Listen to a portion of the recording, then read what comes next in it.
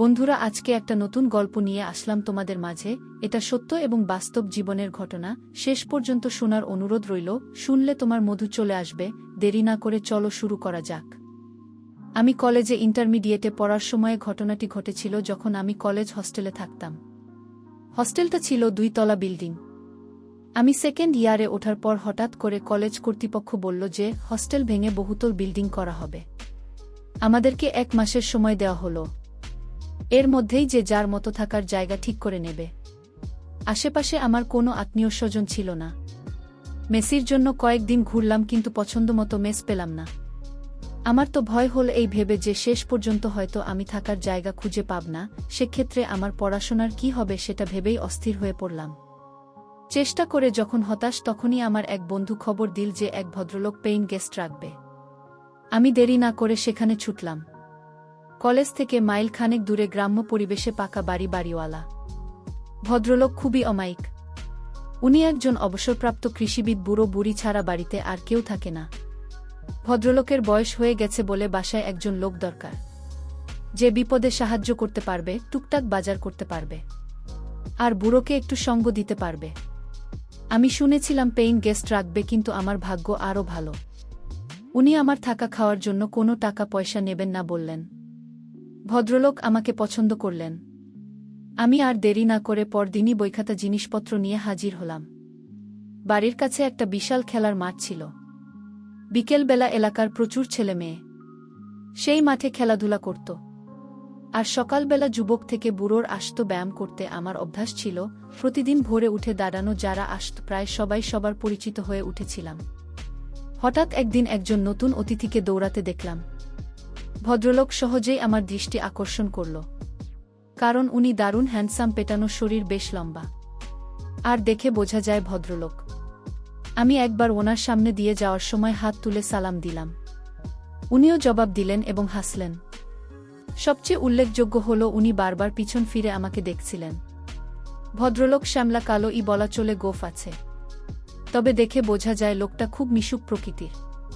সেদিনই বিকেলবেলা আমি মাঠের এক পাশে বসে খেলা দেখছিলাম। এমন সময় সেই ভদ্রলোককে দেখলাম, তবে একটা বাচ্চা মেয়ে তার সাথে হাঁটছে। হঠাৎ করেই বাতাসে বাচ্চাটার খেলনা মাঠের মধ্যে উড়ে গেল। আমি দৌড়ে গিয়ে খেলনাটা ধরে এনে মেয়েটির হাতে দিলাম। ভদ্রলোক খুব খুশি হয়ে বললেন, ধন্যবাদ ভাই।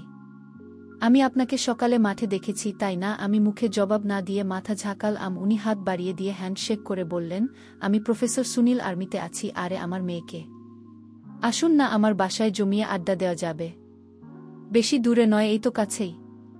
আমি কথা দিলাম যে অবশ্যই যাব। উনি বাসার লোকেশন বলে দিলেন। এখান থেকে উত্তর দিকে 5-6টা বাড়ি পরে একটা মুদি দোকান আছে, মামুন স্টোর্স। সেটার পিছনেই আমার নেমপ্লেট দেওয়া আছে। আমি চিনলাম বাসাটা একটা একতলা বাড়ি। যাব ভেবেছিলাম, কিন্তু পরে ভুলে গেলাম। 2 দিন পর ভোরে সুনীল সাহেবের সাথে আবার দেখা। তখন আর উনি আমাকে ছাড়লেন না, একেবারে সাথে করে নিয়ে গেলেন। বাড়িটা উনার নয়, ওটা ওনার শ্বশুর বাড়ি। উনার বউয়ের সাথে পরিচয় করিয়ে দিলেন। আমি সুনীল সাহেবের বউকে দেখে খুব অবাক হলাম। উনার সাথে মানায় না, শুধু বয়সে নয়, সৌন্দর্য, রাত আর দিন পার্থক্য। উনার বয়স 45-এর কাছাকাছি, কিন্তু ওনার বইয়ের বয়স 25-এর উপরে হবে না। মহিলার নাম জয়িতা। আমি তাকে জয়াপা বলে ডাকতাম, কারণ ভাই বোন সম্পর্কের মধ্যে কেউ খারাপ অনৈতিক কিছু খুঁজে না। জয়াপা দেখতে খুবই সুন্দর, যে কোনো পুরুষের হার্ট বিট বাড়িয়ে দেওয়ার মতো যথেষ্ট রসদ তার আছে। জয়া বেশি লম্বা, 95 ফুটের মতো হবে। কেয়া ওদের একমাত্র মেয়ে, ক্লাস 4-এ পড়ছে। নাদুস নুদুস তুলতুলে দেখতে সে, তবে ওর গায়ের রং ওর বাবার মতোই কালো, আর উচ্চতায় মায়ের মতো খাটো, তবে ঝকঝকে সাদা। দাঁতের হাসিটা দারুণ, সেই সাথে ওর চেহারাটা খুব মিষ্টি। সুনীল সাহেব এতদিন চাকরিতে ছিলেন বলে জয়াকে নিয়ে বাপের বাড়িতেই আছেন। ওদের আন্তরিকতা আমাকে মুগ্ধ করল। একদিনের পরিচয় অনাত্মীয় শহরে মনে হলো এরা আমার কত কালের চেনা আত্মীয়। আমি বেশ খানিকক্ষণ গল্প করলাম। নাস্তা না খাইয়ে ছাড়ল না। আমার ক্লাস ছিল জন্য তাড়াতাড়ি চলে আসতে হলো। তবে সুনীল সাহেব আমাকে দিয়ে প্রতিজ্ঞা করিয়ে নিলেন যে সম্ভব হলে প্রতিদিন একবার যেন উনাদের সাথে দেখা করি। আমারও খুব ভালো লেগে গেল। বিশেষ করে মেয়েদের আমার সব সময় ভালো লাগে। জয়াপার মতো সুন্দরী আর মিশুক হলে তো কথাই নেই। সেদিনের পর থেকে জয় আপার বাসায় যাওয়া আমার প্রতিদিনের ডিউটি হয়ে গেল, বিশেষ করে টিভি সিরিয়াল দেখার জন্য। তাছাড়া বিসি আর আছে, মাঝে মাঝে হিন্দি ছবিও দেখা হয়। ছুটি শেষে সুনীল সাহেব তার কর্মস্থলে ফিরে গেলেন, তবে আমার যাতায়াত বন্ধ হল না। সাধারণত আমি রাত 8টার দিকে যেতাম টিভিতে নাটক দেখার জন্য। কেয়া ইতিমধ্যেই আমার সাংঘাতিক ভক্ত হয়ে গেছে। আমি গেলে আমাকে ছেড়ে নড়তে চায় না। আর সাংঘাতিক গা ঘেঁষা স্বভাব মেয়েটার। যতক্ষণ থাকবে আমার কোলে বসে থাকবে, না হলে পিঠে চাপবে। আমি বেল বাজাতেই ছুটে এসে খেয়ে দরজা খুলে দেয়। আমি ঘরে ঢুকে সোফায় বসার সাথে সাথে আমার কাছে এসে গলা ধরে। আমি ওকে কাছে টেনে ধরি। কেয়া শুধু খিলখিল করে হাসে। জয়া মাঝে মাঝে আমাকে বিরক্ত না করার জন্য কেয়ারে বকা দেয়, কিন্তু আমি আপনাকে ওকে বলতে মানা করি। এভাবেই আমাদের দিনগুলি কাটতে থাকে। আমি দিনে দিনে জয় আপনার পরিবারের একজন সদস্য হয়ে উঠি। মা মেয়ে দুজনের সাথে আমার ঘনিষ্ঠতা হয়ে ওঠে, তবে আমি একজন মেয়ে লোভী হলেও কেয়ার সাথে আমার সম্পর্ক ছিল একেবারেই নির্ভেজাল, স্বাভাবিক। আমার মনে ওই বাচ্চা মেয়েটা সম্পর্কে কোনো খারাপ উদ্দেশ্য ছিল না। এমনকি জয়াপাকে আমি খুবই সম্মানের চোখে দেখতাম। এক কথায় ওই পরিবারের সাথে আমি একেবারে সুস্থ স্বাভাবিক একটা সম্পর্ক গড়ে তুলতে চেয়েছিলাম, কিন্তু আমার দুর্ভাগ্য আমাকে সেটা হতে দিল না। জানি না কেন আমি যেখানেই যাই সেখানেই কোনো মেয়েমানুষের সাথে আমার সম্পর্ক সঠিক পথে থাকে না। এখানেও থাকল না। 3 মাস পরের কথা, তখন শীতকাল এসে গেছে। আমি সচরাচর বাসায় লুঙ্গি পরি এবং জয়া আপার বাসায় লুঙ্গি পরেই যাই। শীতের জন্য কয়েকদিন হলো গায়ে একটা চাদর জড়াচ্ছি। কেয়া যথারীতি আমার কোলে বসে এবং আমার চাদরের ভিতরে ঢুকে পড়ে। মাঝে মধ্যে কে আর নড়াচড়া এতটাই অস্বাভাবিক হয়ে পড়ে যে আমি গরম হয়ে পড়ি। কিন্তু আমি এই পরিবারের সাথে সম্পর্কটা নষ্ট করতে চাই না বলে খুব সাবধান থাকি, যাতে আমার দিক থেকে কোনো রকম দুর্বলতা প্রকাশ হয় না পড়ে। কিন্তু সবসময় মনে হয় আমরা যাচাই বিধাতা চান না। প্রকৃতপক্ষে সবই তো তার দখলে। একদিন আমি যথারীতি জয় আপার বাসায় গিয়ে ড্রয়িং রুমে টিভি ছেড়ে বসলাম। আপনার রান্নাঘরে ব্যস্ত ছিল বলে আমাকে বসতে বলে চলে গেল। কেয়া পড়াশোনা করছিল। আধ ঘন্টা পরে কেয়া পড়া শেষ করে ড্রয়িং রুমে আমাকে দেখেই ছুটে এসে আমার 2 পাশে পা দিয়ে কোলে বসে চাদর সরিয়ে, কি আর কখনো আমার কোলে বসে স্থির থাকে না। সেদিনও বেশিক্ষণ স্থির থাকল না।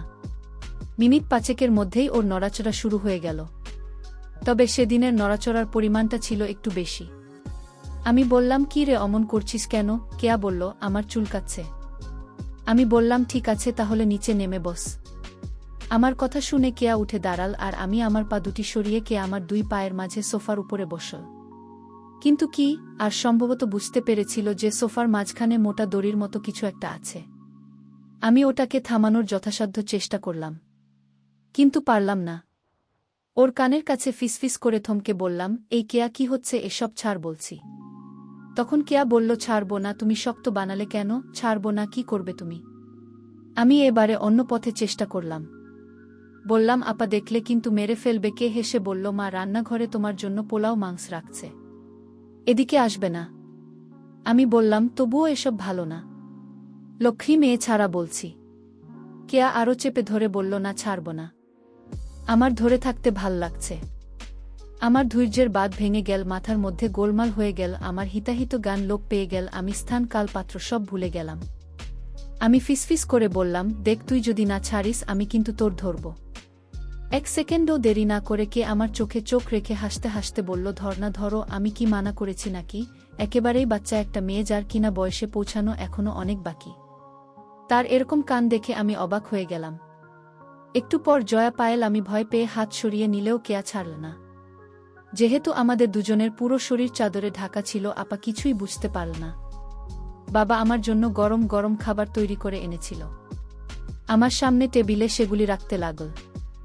নিচু টেবিলে খাবার রাখার জন্য আপনাকে আমার সামনে অনেকখানি নুয়ে পড়তে হচ্ছিল। ওই দৃশ্য চোখে পড়ার সাথে সাথে আমার কেমন যেন অনুভূতি হচ্ছিল। আমার চোখ সরাতে চেষ্টা করলাম, কিন্তু আমার অবাধ্য চোখ বারবার ঘুরে ফিরে চুম্বকের মতো দিকেই আটকে যাচ্ছিল। ভয় হচ্ছিল, যদি বুঝতে পারে তাহলে হয়তো খুব রাগ করবে, আর আমি অনেক কিছু থেকে বঞ্চিত হব। কিন্তু সৌভাগ্যক্রমে সেসব কিছু হল না।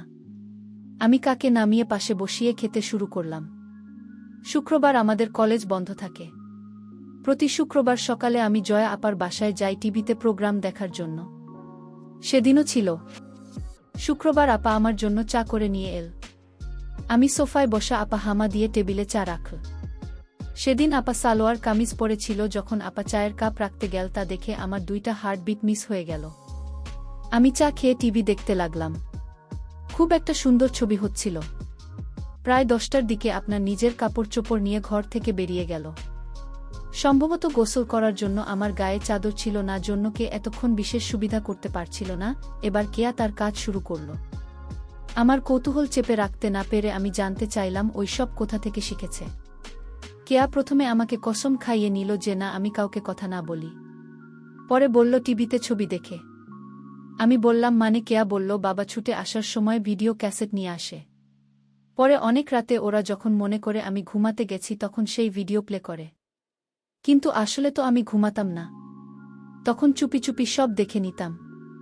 হঠাৎ জয়াপা চলে আসাতে আমরা চুপ মেরে গেলাম। কেয়া উঠে বাইরে চলে গেল। আমি টিভিতে মনোযোগ দিলাম। আমি যেখানে বসেছিলাম সেখান থেকে জয়া 5 ড্রেসিং টেবিল আড়ালে হলেও ড্রেসিং টেবিলের সামনে কেউ দাঁড়ালে সরাসরি তাকে দেখা না গেলেও আয়নার মধ্যে তাকে পরিষ্কার দেখা যায়। আমিও যা আপনাকে দেখতে পাচ্ছিলাম। চাইছিলাম ওদিকে তাকাব না, কিন্তু অবাধ্য চোখ বারবার ঘুরে ঘুরে ওদিকে চলে যাচ্ছিল। আপনার টেবিলের উপরে পা তুলে দিয়ে লোশন মাখলেও। তখন আমার বুকটা এমনভাবে ধরফর করতে লাগলো যে মনে হলো হৃৎপিণ্ডটা না বাইরে বের হয়ে যায়। আমার মনে হলো আমি যে আয়নার মধ্যে তাকে দেখছি সেটা সে জানে, আর আমাকে নিজেকে দেখানোর জন্যই সে ইচ্ছে করে অনেক সময় নিয়ে নিচ্ছে। হঠাৎ করে আমার মাথার মধ্যে বিজলি খেলে গেল কি, আর বলা কথাগুলো মনে পড়ে গেল। আমি জয়া আবার কার্যকলাপের মধ্যে পরিষ্কারভাবে ভিন্ন কিছু বুঝতে পারলাম। আর তার টার্গেট আর কেউ নয়। আমি মুখে ভাই ডাকলেও তার আসল উদ্দেশ্য অন্য কিছু। কে আর কোথায় বুঝতে পেরেছি যে কোনো কারণেই হোক সুনীলবাবু অক্ষম। সেক্ষেত্রে আবার ক্ষুধার্ত থাকাটা স্বাভাবিক। কিন্তু কেয়ার সাথে আমি যেভাবে আটকে গেছি তাতে মা মেয়ে দুজনকেই। না না, সেটা সম্ভব নয়। এটা আমি পারব না। সিদ্ধান্ত নিলাম হয় কি আনা হয় আপা থেকে আমাকে দূরে থাকতে হবে। সেদিনের মতো আমি দ্রুত আমার বাসা থেকে চলে এলাম। পরের 3-4 দিন ইচ্ছে করে আমি আবার বাসায় গেলাম না। পরের দিন বিকেলবেলা যখন আমি গেলাম, আমার খুব রাগ করল। আমি অজুহাত দেখালাম যে সামনে পরীক্ষা, সেজন্যে আসিনি। আর তাছাড়া আমার বাড়িওয়ালা আর তার বউ একটা নিমন্ত্রণ খেতে গেছে 45 দিনের জন্য, তাই বাড়ি ছেড়ে আসতে পারিনি। আমি সেদিনও তারা দেখালাম যে আমি বাড়িতে একা আছি, তাই বেশিক্ষণ থাকা যাবে না। চুরি চুরি হতে পারে, আমাকে তাড়াতাড়ি ফিরতে হবে। আপা আমার সব কথা বিশ্বাস করল। আসলে বাড়িওয়ালা সেদিনের জন্য দাওয়াত খেতে গিয়েছিল। আমি এদিকে কেয়ার সান্নিধ্য মনে প্রাণে চাইছিলাম। আর তাছাড়া এই কয়দিন কি আর হাত দিয়ে কাজ চালিয়েছি, চোখের দেখা দেখিনি, তাই এটাই সবচেয়ে বড় সুযোগ। বাড়িতে আমি একা কে সাথে নিয়ে যাওয়ার কথা বলতে আমরা রাজি হয়ে গেল। কেউ বোধহয় এটাই চাইছিল, সে ও খুশি মনে আমার সাথে চলে এল। বাড়িওয়ালা দাওয়াত খেতে গেছে, আসবে সেই গভীর রাতে। আমি কাকে নিয়ে ঘরে ঢুকে দরজা বন্ধ করে দিলাম। আগে কি আর জন্য কিছু চকলেট এনে রেখেছিলাম, সেগুলি ওকে দিয়ে আমি শুয়ে পড়লাম। কে আমার উপর মাথা রেখে চকলেট খেতে লাগল। কেয়া বলল, এই চকলেট মিষ্টি না দেখিয়ে আমার আসল চকলেট খাই। আমি আমার কাজকর্ম শেষ করে কেয়ারে তার বাসার গেট পর্যন্ত এগিয়ে দিলাম। যাওয়ার পথে তাকে বললাম যে আমি পরীক্ষার পড়া নিয়ে কয়েকদিন ব্যস্ত থাকব, তাই ওদের বাসায় যেতে পারবো না। আমার মাথায় আরেক ফোন দি এল। তাই কি তাকে বললাম, যদি পারিস তুই নিজেই স্কালে চলে আসিস। সত্যি আমি 2-3 দিন না যাওয়াতে এক সকাল ভোর একে এসে হাজির। আমি ওকে নিয়ে বাড়ির পিছনে সবজি ক্ষেতের আইলে গিয়ে বসলাম। ওখানে সকালে রোদটা লাগে, আর জায়গাটা নির্জন, সচরাচর ওদিকে কেউ যায় না। আবার দুজনে কাজ শুরু করলাম। ঠিক তার পরের দিনই কি আর দুঃসংবাদটা দিল, সুনীলবাবু কোয়ার্টার পেয়েছেন কিয়ারা। খুব শিগগিরই ঢাকায় চলে যাচ্ছে। কেয়া খবর দিল যে জয়া আমাকে দেখা করতে বলেছে। আমি দ্রুত আপার সাথে দেখা করলাম। আপা আমাকে তার স্বামীর লেখা চিঠি পড়তে দিল। সুনীলবাবু আসতে পারবেন না, তাই আমাকে অনুরোধ করেছেন কেয়া আপনাকে ঢাকার গাড়িতে উঠিয়ে দেওয়ার জন্য। জয়পাল সকল প্রস্তুতি আগে থেকেই নেওয়া ছিল। আমাকে পরের দিনের টিকিট আনতে বলল। আমি পরের দিনের ট্রেনে আর কে তুলে দিলাম। আমার কেন যেন মনে হলো আপা আমার উপর রাগ করেই তাড়াহুড়ো করে চলে গেল। অনার্স করার পরে পারিবারিক জটিলতার কারণে আমার আর গতানুগতিক লেখাপড়া করা সম্ভব হচ্ছিল না। তাই বিদেশ যাবার উদ্দেশ্যে কর্মমুখী শিক্ষা নেওয়ার জন্য ঢাকার একটা বদনাম করা কারিগরিতে ভর্তি হলাম। এক বন্ধুর সাথে মেসে থাকতাম। ঢাকায় আসার পর থেকেই জয়া পার্কের সাথে দেখা করার এক অদম্য আগ্রহ থাকলেও কারিগরি ইনস্টিটিউটের কঠিন নিয়মকানুনের জন্য হয়ে ওঠেনি। কারণ সকাল ৮টা থেকে দুপুর ২টা পর্যন্ত ক্লাস করতে হতো। তারপরে মেসে ফিরে পরের দিনের হোমওয়ার্ক করতে হতো। সপ্তাহে শুক্রবার ছুটি থাকত। ১-২ দিন বেশি ছুটি পেলেই বাড়িতে যেতে হতো টাকার জন্য। এসব কারণে আর হয়ে ওঠেনি। সবচেয়ে বড় সমস্যা হলো জয়া আপনাদেরকে তো খুঁজে বের করতে হবে। আমি সুনীলবাবুর ঠিকানা জানি না। আর সেই কাজের জন্য যথেষ্ট সময় দরকার, যেটা আমি কোনোভাবেই ম্যানেজ করতে পারছিলাম না। হঠাৎ করে কারিগরি ইনস্টিটিউট ২ সপ্তাহের জন্য বন্ধ হয়ে গেল। আমি বাড়ি যাওয়া বাদ দিয়ে কেয়াদির খুঁজে বের করার জন্য মন স্থির করলাম। অনেকদিন কিছু হয় না, মনটা বড় লাগতেছিল। আমি ছুটির কথা বন্ধুকে বললাম, কিন্তু বাড়ি যাব না সেটা বললাম না। পরের দিন বন্ধু কাজে বেরিয়ে যাওয়ার সময় শুধু জানালাম আমি হয়তো বাড়ি চলে যেতে পারি। প্রথমেই গেলাম ঢাকা, পুরান ঢাকার প্রফেসর কোয়ার্টার্স এলাকায়। ঢুকতেই গার্ডদের বসার রুম। সেখানে জিজ্ঞেস করে জানতে পারলাম সুনীলবাবু অনেক আগে কোয়ার্টারে থাকতেন। পরে তিনি মিশনে বিদেশ চলে যান। বিদেশ থেকে ফিরে ঢাকায় বাড়ি কিনেছেন। উনার পরিবার সেই বাড়িতেই থাকে। কিন্তু তারা সেই বাসার ঠিকানা দিতে পারল না। তবে আমাকে প্রফেসর হেডকোয়ার্টারে খোঁজ নেওয়ার পরামর্শ দিল। আমি হেডকোয়ার্টারে গিয়ে খোঁজ নিলাম। সুনীলবাবুর প্রমোশন হয়ে এখন তিনি লেফটেন্যান্ট কর্নেল। বাসার ঠিকানা পাওয়া গেল। আমি কোনো দ্বিধা না করে সোজা চলে গেলাম মিরপুরের সেই বাসায়। সহজে পাওয়া গেল। নম্বর মিলিয়ে ৬ তলা বিল্ডিংয়ের সামনে যেতেই বসবাসকারীদের নেমপ্লেট চোখে পড়ল। সেখানে সুনীলবাবুর নামও আছে। আসলে সুনীলবাবু বাড়ি নয়, ফ্ল্যাট কিনেছেন। নামের পাশে ফ্লাইটের নাম্বার দেওয়া। ৫ তলায় সুনীলবাবুর ফ্ল্যাট। ৫ তলায় গিয়ে সুনীলবাবুর নাম লেখা দরজার বেল চাপতে ভিতর থেকে আওয়াজ পেলাম। কে জবাব না দিয়ে দাঁড়িয়ে রইলাম। কিছুক্ষণ পর দরজা খুলে গেল। কে চিনতে একটু কষ্ট হলো। রাস্তায় দেখলে চিনতে পারতাম না। চেহারার আদলটা আছে, আর সব কিছু পাল্টে গেছে। বেশ লম্বা, আর একটু মোটা হয়েছে কিনা। আমাকে দেখেই চোখ কপালে তুলে একটা চিৎকার দিল, ওমা দেখো কি আসছে। জয়া ছুটে এল। আমাকে দেখেই কাছে টেনে নিল। বাসায় ঢোকার পর একটু অভিমান, একটু রাগ। কেন আসেনি, কেন খবর রাখেননি, এসব চল অনেকক্ষণ ধরে। বিকেলে সুনীলবাবু ফিরেও একজন বকা দিলেন। কিন্তু আদরের সীমা নেই যে জামাই আদর। আপা আমাকে কি রান্না করে খাওয়াবে সেটা নিয়ে ব্যস্ত হয়ে গেল। বিকেলবেলা প্রফেসরদের বুদের নাকি একটা ক্লাব আছে, সেখানে চলে গেল। পরে কি আমাকে বলল আপা ফিরবে সন্ধ্যার পর। আপা গেলেও সুনীলবাবু বাসায় রইলেন। সেদিন আর খেয়াকে একা পেলাম না। তবে চোখে চোখে আমাদের অনেক কথা হয়ে গেল। এভাবে একটা দিন গেল। এতদিন পরে এলেও কি আর মাঝে আমার জন্য ব্যাকুল, তা দেখে ভালো লাগল। যাক, শেষ পর্যন্ত এত কষ্ট করে খুঁজে বের করা সার্থক হবে বলে মনে হচ্ছে। সৌভাগ্য কাকে বলে। পরদিন সকালে অফিসে যাবার ঘণ্টাখানেক পর বাসায় ফিরে সুনীলবাবু ঘোষণা দিলেন ওনাকে এক্ষুনি বান্দরবান যেতে হবে। ওখানে কি যেন একটা ঝামেলা হয়েছে। আধ ঘন্টার মধ্যে নিচে গাড়ি এসে হর্ন দিয়ে উনি চলে গেলেন। যাবার আগে আমাকে অনুরোধ করে বলে গেলেন আমি যেন শুনি না, ফেরা পর্যন্ত না যায়। মনে মনে বললাম আমিও সেটাই চাই। কেয়া সকালে স্কুলে গেছে, আসবে ২টার দিকে। বাসায় আমি আর জয়া একা আপনার রান্নাঘরে ব্যস্ত রান্না নিয়ে। রান্না শেষে আপা আমাকে গোসল করে নিতে বলল। আমি গোসল থেকে বের হলে আগের গোসল করতে এই ফ্ল্যাটে গেস্ট রুম আছে। কাজেই আপা বেডরুমে, আমি গেস্ট রুমে। টেবিলে খাবার দেওয়ার সময় খেয়াল করলাম আবার লোভী চোখ আমাকে কেবল দেখছে আর দেখছে। জেন গিলে খাবে। খাওয়া শেষ করে আমাকে বলল তোর সাথে আমার কিছু কথা আছে কি। আমি ব্যস্ততার ভান করে বললাম আপা আছি তো, বেশ কিছুদিন পরে শুনুন। আমি বুঝতে পেরেছিলাম আপা আমাকে কি বলতে চায়। আপা বলল আচ্ছা ঠিক আছে, তুই রেস্ট নে, আমি একটু বেরোবো, একটু পরে কি আর চলে আসবে। আমি গেস্ট রুমে ফিরে এলাম। আপা সেজেগুজে যাওয়ার সময় আমার সাথে দেখা করে দরজা লাগাতে বলল আপনাকে কেমন যেন বিষণ্ণ লাগছিল। ২টার পরপরই কলিং বেল বাজল। দরজা খুলে দিতেই কি আর হাসিমুখ দেখতে পেলাম, খুশিতে চমকাচ্ছে। ঘরে ঢুকেই বলল বাবা আসেনি। ওর বাবার বান্দরবান যাওয়ার কথা ওকে জানালাম। শুনে আরও বেশি খুশি হলো। আমাকে নিয়ে নাচতে লাগল আর গান গাইতে শুরু করল। কেয়া বেশ লম্বা হয়েছে। মনে হলো মাঝেই ৫টি বছর, কি আর কাছে ৫টি দিনের মতো। কে আর সেই আগের মতোই আছে, একটুও বদলায়নি। আমাকে চকাস চকাস করে অনেকগুলি হামিং দিয়ে বলল, মামা ওয়েট করো, আমি আসছি। কেয়া দৌড়েও রুমে চলে গেল, স্কুল ড্রেস খুলে স্কার্ট আর টি শার্ট পরে এলো। এসেই ঘোষণা দিল, মামা চল আজ আমরা একসাথে গোসল করব। আমি অবাক হয়ে বললাম, বলিস কি? কেয়া বলল, হ্যাঁ, এটা আমার অনেক দিনের স্বপ্ন। তোমাকে নিয়ে আরও কত যে স্বপ্ন আমার এই ছোট্ট বুকের মধ্যে গেঁথে রেখেছি সেটা তুমি কিভাবে বুঝবে এতগুলি বছর পরে তুমি এলে, আর আমি তোমাকে প্রতিদিন মিস করেছি। কুয়া কাঁদতে লাগল, চোখের পানি মুক্ত বিন্দুর মতো ঝরে পড়ছিল। একটু স্থির হয়ে আবার আমাকে তাড়া দিল, কই চলো, বললাম না দুজনে একসাথে গোসল করব। আমি বললাম, কিন্তু আমি তো গোসল করে নিয়েছি। কেয়া বলল, তাতে কি আবার করবে? আমি বললাম, তুই সত্যি একটুও বদলায়নি, কেবল বডি হয়েছে স্কুল। কে হাসল, বলল, বড় হয়েছি তোমার জন্য, তখন যা পারোনি এখন সব উসুল করে নাও, তোমাকে সব উজাট করে দেব। এটা আমার অনেক দিনের আশা। আমি কে বললাম, একটা সত্যি কথা বলবি? তুই কি এখনো প্যাকেট আছিস?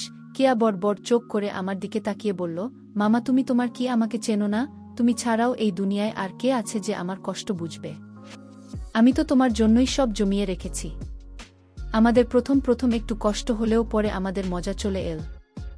সন্ধ্যার একটু পর জয়াপা আসলো, জানাল আজ কাজের চাপ কম ছিল বলে তাড়াতাড়ি আসতে পেরেছে। রাতে জয়া আপনার কি যে হলো আমি বলতে পারবো না, কিন্তু সে যেটা করল তা আমাকে ওই রাতটা সারা জীবনের মতো স্মরণীয় করে দিল। অন্যান্য দিনে রাতে মশারি টাঙানোর জন্য এসে আপা যদিও মশারি গোজার সময় আমাকে হালকা ছুঁয়ে চলে যায়, কিন্তু আজ এমন করছে কেন? মাথার মধ্যে আমার চিন্তার ঝড় বয়ে যাচ্ছে। একটা দ্বন্দ্ব চলছিল, আপার কথা রাজি হব নাকি হব না। শেষ পর্যন্ত সিদ্ধান্ত নিলাম না, রাজি হব না ও তো কি আর মা, আমি তার কথা কিভাবে রাজি হই? তাকে যে আমি বড় শ্রদ্ধার চোখে দেখি। আমি বললাম, আপা আমি তোমার কথা রাখতে পারবো না। আবার রেগে বলল, কেন রাখতে পারবে না শুনি? আমাকে বলতেই হবে যদি তুই সুনির্দিষ্ট কারণ দেখাতে পারিস, কথা দিচ্ছি। আমি এখান থেকে চলে যাব, না হলে আজ তোকে আমার কথা রাখতে হবে। আর তুই কি ভাবিস আমাকে? হ্যাঁ, আমার চোখ কান সব বন্ধ। তুই আর কি আর যে ডুবে ডুবে জল খাচ্ছিস আমি বুঝি পাই না? আমার মাথায় যেন বজ্রপাত হলো, হা করে রইলাম। আমার অবস্থা দেখে বলল, সেটাই তো বলি, ভাবছিস মা আর মেয়েকে একই সাথে কিভাবে? আমি সম্বিত ফিরে পেয়ে বললাম, হ্যাঁ তাই তো, কে আর তোমার মেয়ে। আর তুমি যখন জানি যে আমি আর কি করছি, তাহলে আমাকে এমন কথা বলতে তোমার লজ্জা করল না? বাবা বলল, তুই কি ভাবিস আমি কিছুই জানি না, বুঝি না? সব জেনেও চুপ করে আছি কেন জানিস? তোকে ভাল লেগেছে বলে। আমি বললাম, কিন্তু তোমার মেয়ে। বাবা আমার চোখে চোখ রেখে বলল, কি আমার মেয়ে? খেলা না, ও আমার পেটের মেয়ে নয়, পালক মেয়ে, সুনীল ওর বাবা না। এবার আরেকবারও আমার চমকানোর পালা। বললাম, তাহলে? আপা আমাকে দিয়ে কসম খাওয়ালো, বলল যে এসব কথা আমি কাকে যেন না বলি। পরে বলল, কেয়া সুনীলের বোনের সন্তান, বোনকে কলঙ্কের হাত থেকে বাঁচাতে সুনীল এই নাটকটা করেছিল, কেয়াকে নিয়ে এসে মানুষ করছে। জয়া পাবনা, তার কোনো বাচ্চা হওয়ার সম্ভাবনা নেই। তাছাড়া প্রায় 8 বছর আগে সোনির একটা অ্যাক্সিডেন্ট করে কোমরে আঘাত লাগে, সেই থেকে সুনীলের ক্ষমতা নষ্ট হয়ে গেছে। আবার সব শোনার পর আর কোনো বাধা রইল না। আবার কষ্টগুলো বুঝতে পারলাম আর তার সব কথা মেনে নিলাম। তার কিছুক্ষণ পরে হঠাৎ আমার চোখ পড়ল বাথরুমের দরজার দিকে। দরজাটা এদিক থেকে আটকানো ছিল না, কিন্তু সামান্য একটু ফাঁক হয়েছিল। আমি সেদিকে ভালো করে থাকাতেই দরজাটা একটু নড়ে উঠল, আর একটা ছায়ার মতো কিচেন সরে গেল। বুঝলাম ছাড়া আর কেউ নয়, কেয়া। এতক্ষণ দাঁড়িয়ে দাঁড়িয়ে আমার আর জয়াপাকে দেখছিল। একটু ভয় পেয়ে গেলাম, কি জানি কি আছে কপালে, কে জানে। পরদিন কেয়া স্কুল থেকে ফেরার পর খুব গম্ভীর হয়ে থাকল। আমি কিছু বলতেই ফোর্স করে উঠল, ভালো লাগছে না, যাও। আমি বললাম, ঠিক আছে, আমার ব্যাগ গুছিয়ে দেবে, আমি আজই চলে যাব। তখন একটু নরম হলো। জানতে চাইলাম কি হয়েছে। অনেক বোঝানোর পর বলল, কালকে তুমি আর মা, তাই না? আমি বললাম, তুই রাগ করেছিস? কে বলল না, তবে কষ্ট পেয়েছি। সে যাক, তুমি তো আর আমার স্বামী না যে তোমাকে আমি আঁচলে বেঁধে রাখব। আমি আগে থেকেই বুঝতে পেরেছিলাম যে মা আগ্রহ আছে তোমার উপর, সেই প্রথম থেকেই ভেবেছিলাম কেয়া হয়তো আর রাজি হবে না, কিন্তু শেষ পর্যন্ত নিজেই আমাকে সুযোগ দিল।